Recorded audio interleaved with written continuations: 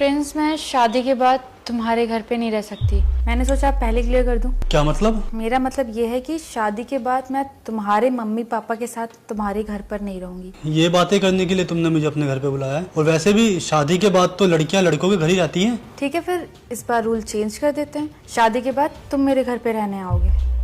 क्या हो गया, बुरा लग रहा है?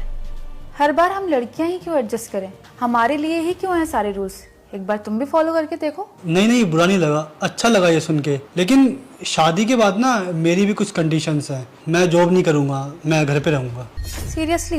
ठीक है, फिर मुझे तो कोई प्रॉब्लम नहीं है। अच्छा, एक बात बताओ, तुम्हारी सैलरी कितनी है? तुम्हें मेरी सैलरी से क्या लेना देना? क्यों भाई, अगर शादी के बाद तुम मेरे घर पे आती तो तुम भी मेरी सैलरी पूछती ना। चलो छोड़ो इन बातों को। अच्छा तुम ये बताओ, तुम्हारे घर में गाड़ी कितनी है? हैरियर। एक गाड़ी मेरे पापा के पास भी है, बलेनो। ये तो दिक्कत हो जाएगी।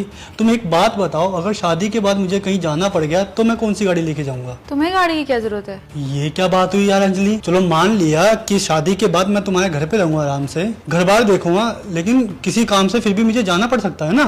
चलो तुम ये भी छोड़ो यार, तुम ये बताओ जो तुम्हारा फ्लैट है वो कितने BHK है? 3 BHK। मतलब एक रूम तुम्हारे पापा मम्मी का, एक हम दोनों का, एक तुम्हारे भैया का और भाभी का। नहीं यार, ऐसे काम नहीं चलेगा अंजलि, क्योंकि सुबह उठ के मुझे मेडिटेशन करनी होती है, योगा करनी होती है, जिम करना होता है, तो मुझे एक अपना पर्सनल स्पेस तो चाहिए। एक काम करते हैं, हम दोनों ना अलग रह लेंगे तुम्हारे पापा मम्मी से। ये क्या बकवास कर रहे हो तुम? हाँ, अरे यार तुम तो ऐसे ही नाराज हो गई। अभी तो मैंने तुम्हें पूरी कंडीशन बताई नहीं है और तुम अभी से नाराज होकर बैठ गई। बोलो। शादी के बाद जब तुम ऑफिस से घर आओगी तो तुम्हें मेरे साथ घर के कामों में भी हाथ बंटवाना होगा। तो अंजलि, तुम्हें अगर हमारा डिवोर्स होता है तो उस कंडीशन में तुम्हें ना अपनी आधी प्रॉपर्टी मेरे नाम करनी होगी। क्या पागल हो गए हो क्या? पहले तुम कह रहे हो तुम्हें घर चाहिए, गाड़ी चाहिए, अब तुम ये कह रहे हो कि डाइवोर्स के बाद तुम्हें 50% प्रॉपर्टी भी चाहिए, एलिमनी भी चाहिए। शादी करने आया हो मुझसे या डील करने? क्यों, बुरा लगा तुम्हें?